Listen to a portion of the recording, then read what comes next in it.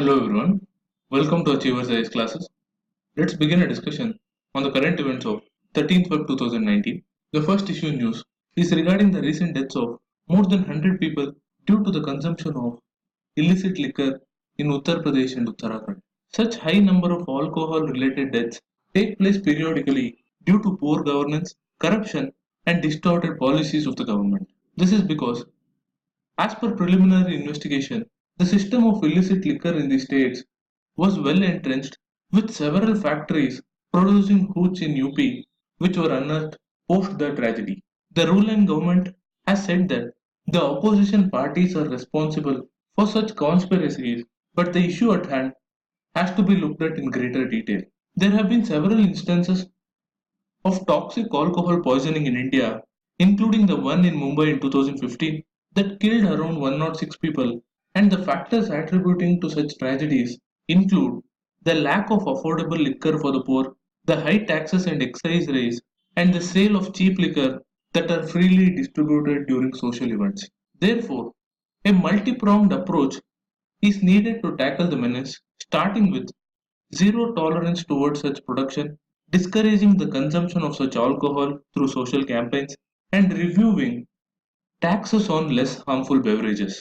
Further, the government should also investigate any nexus with the authorities, coupled with boosting the capacities of the health system to handle the victims of toxic alcohol. This is because the methanol present in this illicit liquor results in blindness, tissue damage or death, which through timely intervention of the health authorities through hemodialysis, infusion of sodium bicarbonate and ethyl alcohol can prevent these deaths and thereby save lives.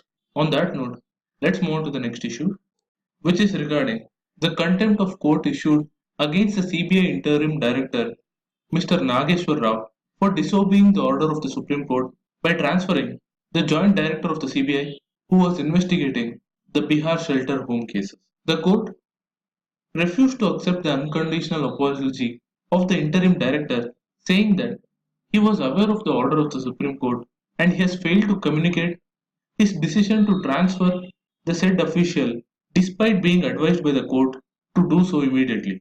I have already discussed the Bihar shelter home case in detail in my previous news analysis video, and I request those who have missed it to please go back and watch the same.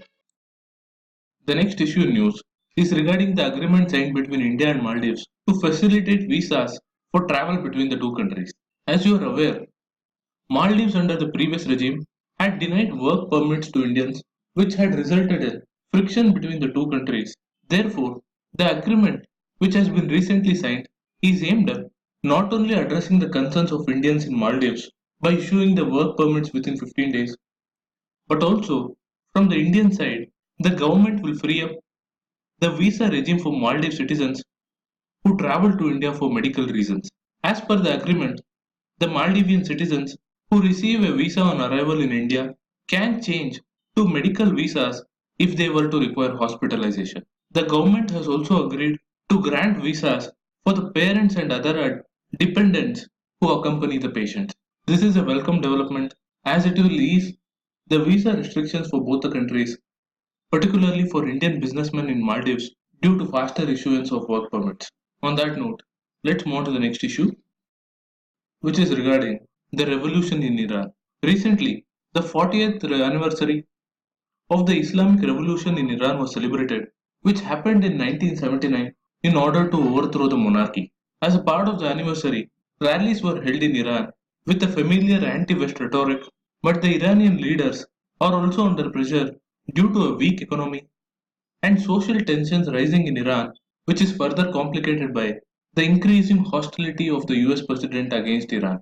Also, Iran, which fought the 8-year long war with Iraq, the near total isolation in West Asia, and economic hardships, turned some of these challenges into opportunities through investment in certain sectors, particularly in education and healthcare.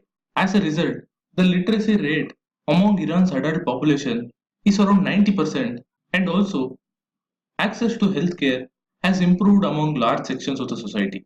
However, the recent tensions following the withdrawal of US from the Iran nuclear deal and the reimposition of sanctions on Iran along with the geopolitics of the region, with Iran's rivals such as Saudi Arabia and Israel, which is repeatedly bombing Iranian positions within Syria, have complicated the matters for the Iranian regime.